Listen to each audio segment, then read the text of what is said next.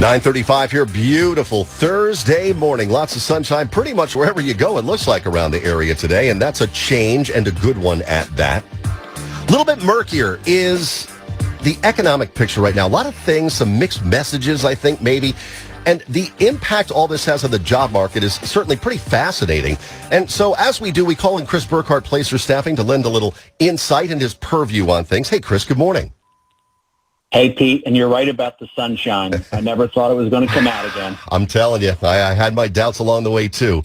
Let's start with the element of high inflation, Chris, because the Fed's efforts to curb it by raising interest rates, right, seems to be playing out live. What is the short-term impact on jobs and unemployment? And also, if the Fed raises interest rates as planned for the rest of the year, what will that do to jobs and the economy, do you think? Well, it's very clear the word of the year is inflation. And high inflation is really when there's too much demand for supply. And we don't think about that with labor and the jobs we go to.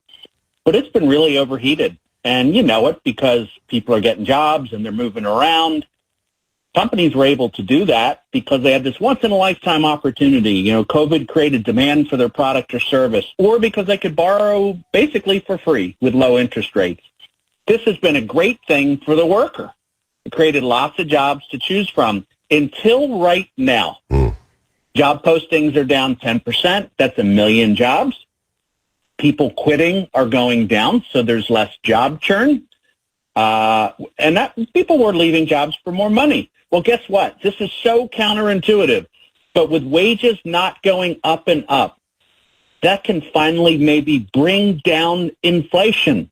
So we all thought that going to get that new job for more money was helping us, but it was just being gobbled up by Mr. and Mrs. Inflation. And this process, if undone, may create that soft landing. Now, to your big question about the rest of the year, I don't mean to be so optimistic, but if interest rates go up the way they're saying, it's going to get unemployment to about 4.4%. We're at 3.7%. Historically, Pete, I mean, over 40 or 50 years, 5% was considered great. Right. I think 1 million people will be impacted by job loss. No job loss is good, but I think they're going to be reabsorbed relatively quickly into a market. There is still 10 million jobs for 5 million unemployed. It's still pretty good right now. Yeah, very, very interesting. We have coined more than a few terms during the COVID landscape, and the economy and the job market is no different. So let's talk for a second about quiet quitting, Chris, okay? How do companies manage this, and how do they kind of temper employees if they're thinking in that realm of quiet quitting? Well, I'm told it makes us pretty cool for you and I to know what quiet quitting actually is. So quiet quitting is when employees that are not satisfied to choose to really only do what is required of their role. I think this has for years been called that they're not very engaged, or I say they quit and stay. But simply put, on the serious side, the employee does not feel safe, seen, heard, or valued. And this starts to impact well-being, health, productivity, all those things. So this has been about boundary creation. And certainly the pandemic has done an awful lot of that as people revisit what's important to them. So some are okay with this because it's just really about creating those boundaries, while others feel it's really negative for workers not to go above and beyond. So this is a polarizing thing because is it about leaders and how they lead and companies in their work environments, or is this about the worker? What is wild, 6 out of 10 employees say they are quiet quitting in their roles and want to find a new one. Even with that first discussion about inflation and jobs, I think this is just new words to something that's always been around. Yep. But it's still pretty significant that we have to take into account that people aren't feeling great about where they go to work, their leader, and these things, and this is the way they're coping. And I would just throw into the mix here, and I don't know if it's appropriate to the terminology, but if you're quiet quitting and you have those kind of concerns that you speak to there, Chris, you're kind of helping yourself out the door by not going above and beyond or attending to your tasks as you should. So there's kind of some irony in that, I think. I think there is, and you can just speak to, as we talked about this, Pete, you had that reaction. Somebody else's reaction was, well, the leader's got to do a better job. Yeah. The culture's got to be better. And I'm not sure anybody's wrong, but I think that's what makes it so interesting is there are two sides to this coin, and it's got to be worked out and resolved. This is the big question of the week, I think, and probably the last several weeks, frankly. Companies are still hiring. The economy is shrinking, inflation's high, as you talked about, and there are fears of a growing recession. Why is the hiring continuing? I get this question every day, all day long. It's so many employers cut way too many jobs in March of 2020. And I wish I said this. I saw this. You cannot lay off what you did not hire. That's where we are. Yeah. So even with this slight softening of demand, firms are holding on to us. They're holding on to people.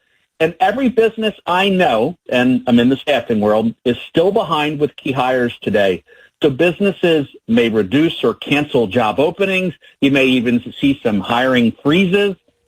But layoffs for the short term are like 1%. They're still significantly lower than COVID, even though they're very public, because we went through a couple years where there just weren't layoffs. So I think you can't lay off what you did not hire. Most businesses are still shorthanded. Go to your local coffee shop.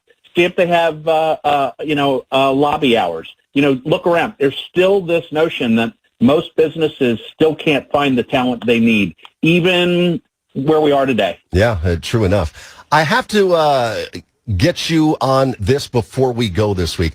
Placers recently celebrated its 50th anniversary, and obviously I want to give you kudos for that. I'm also curious, being in staffing, I mean, you have your own staff, Chris. Is it a challenge to practice what you preach, the things that you come on and talk to? What is the message, and what is the message of success behind Placers? I always think 50 years. You see a lot of people talk about 50 years experience or 50 years of tenure, and I picture a bunch of old guys hanging around. But in reality, I think it's 50 very different years. Yeah, we've had to evolve, we've had to change. I think it is. I like to do this with you, Pete, because it's about sharing knowledge, and that knowledge should be democratized. So I do the same in my own business, where I want to have knowledge workers that understand what's going on. Because I have to tell you, today it's your audience, but it's a job seeker who's confused. It's an employer who's come to us. So I just think we're at that intersection of talent and business. And it's a fun place to be, obviously, for me. But really, we've touched a lot of lives, hundreds of thousands in 50 years of managing careers, placing people, getting them connected.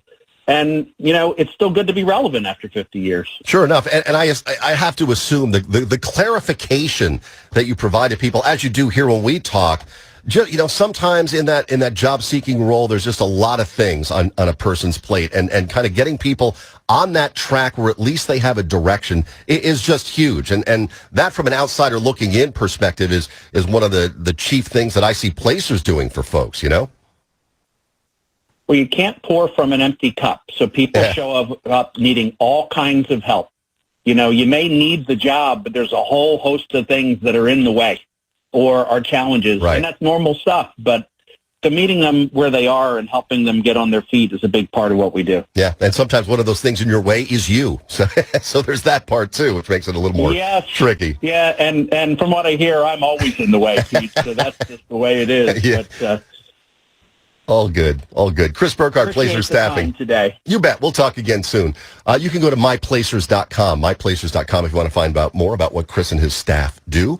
9:45 here on WDEL.